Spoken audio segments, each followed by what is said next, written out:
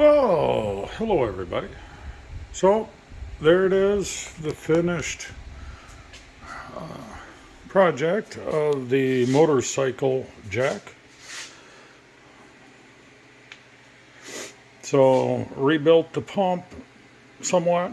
It looks like it had been left out and it had rusted. The shaft here, the plunger shaft was a little bit, but the main thing is this relief valve to let it lower was rusted. But that's it. Quick little project.